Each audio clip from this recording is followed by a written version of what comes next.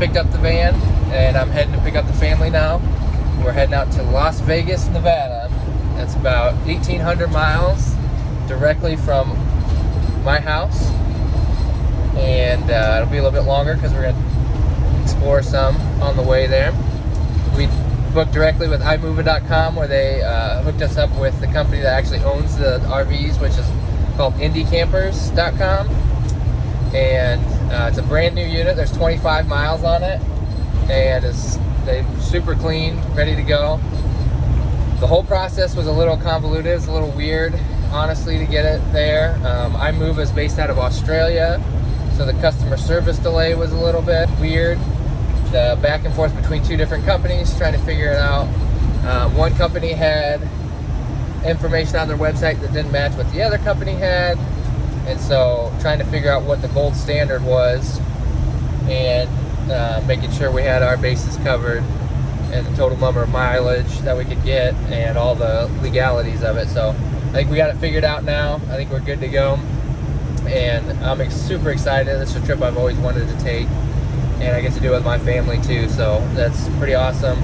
We'll have screaming kids in the back here before too long, and I'll do a loop through the van as we get to go. So day one, first stop, Nebraska. It was super nice inside. It slept 6 people. Above the cab there's a double bed. The table folds down into a double bed, and in the back there's a queen bed. There's storage everywhere. There's a stovetop and a fridge and freezer and a microwave. There's a bathroom with a shower, sink, and toilet, and there's plenty of storage everywhere for all the goodies.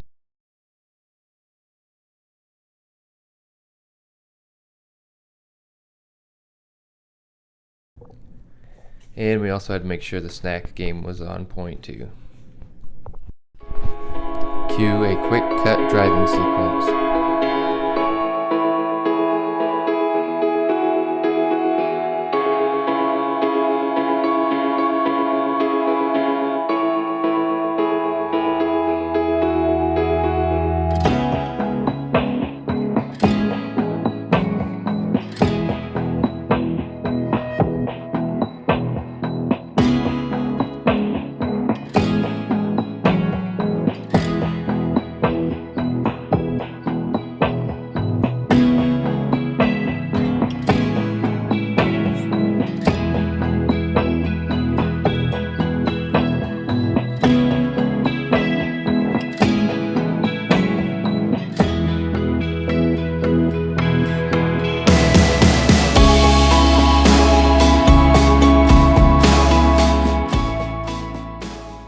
Driving through Nebraska, I saw some awesome thunderstorms going on. You can see the lightning light up the entire sky through the clouds, which is amazing.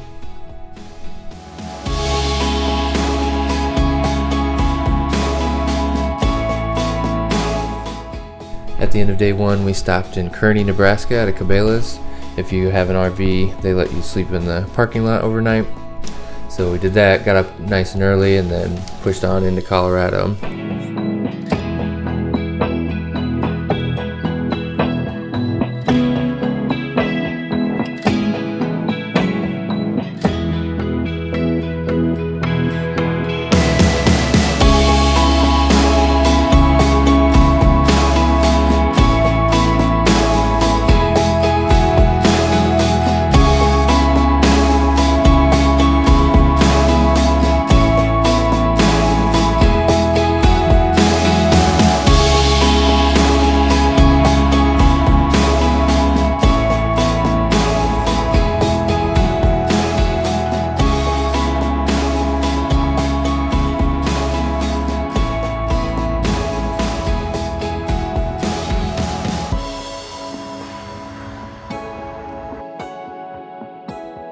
As we got through the Rockies, the mountains started to change colors.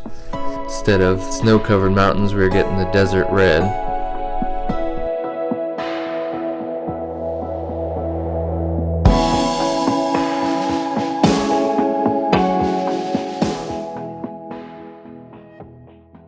At the end of day two, we stopped in Grand Junction, Colorado at another Cabela's.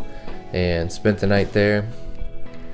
Woke up and pushed about an hour and a half to get into Moab, but not before taking on the first scenic view we saw in Utah.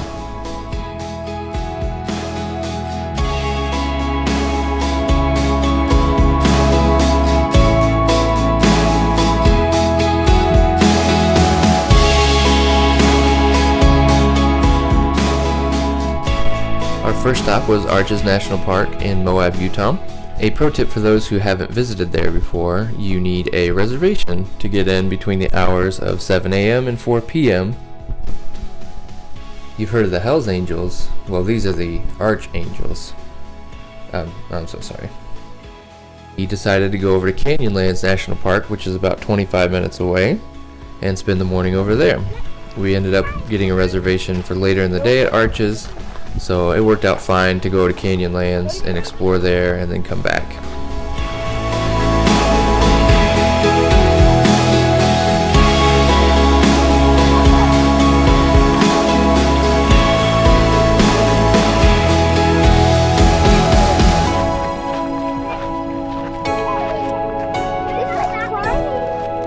Let's go straight.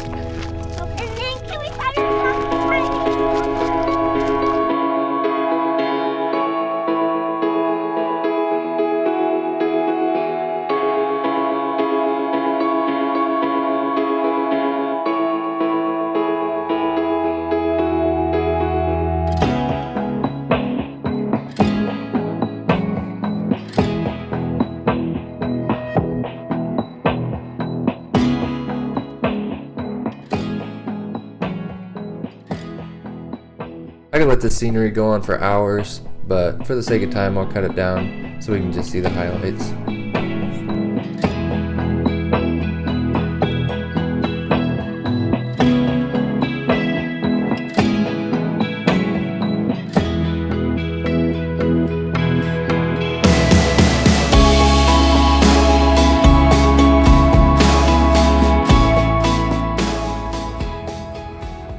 After spending the morning in Canyonlands National Park, we headed back to Arches in the afternoon. To start out, we drove all the way to the back of the park. It's about 45 minutes to do so. After starting in the back of the park, we worked our way forward, hitting just a few of the arches that are there because we didn't have time to explore all the ones, but it was definitely an awesome experience.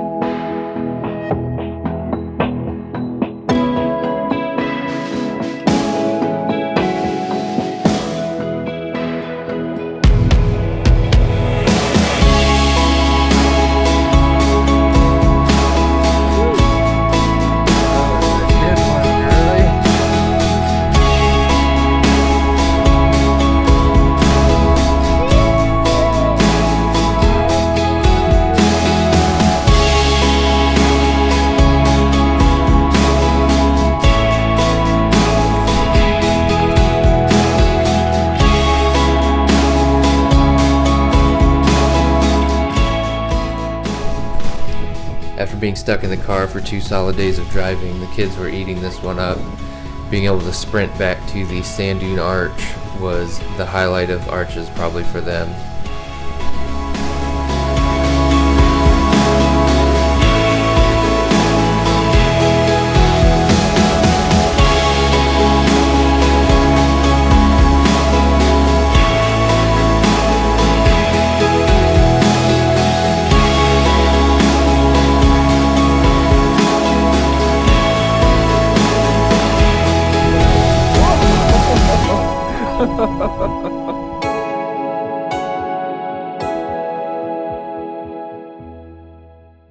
After sprinting through the soft sand to get back to the sand dune arch, we checked out a few more of the arches and had to hit the road to find our campsite for the night because in the morning it's off to the Grand Canyon. On the morning of day 4, we are off to the Grand Canyon.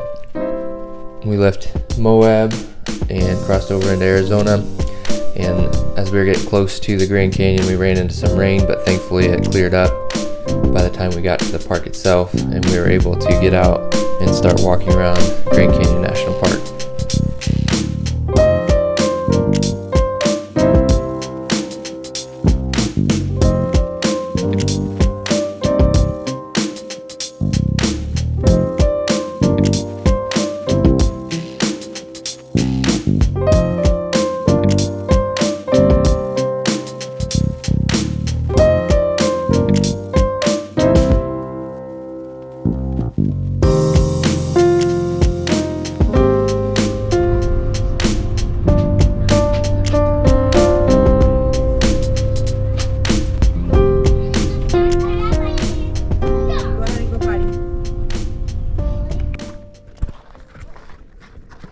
Good grief.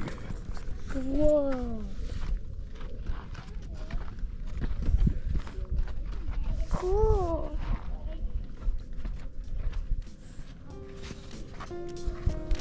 That's amazing.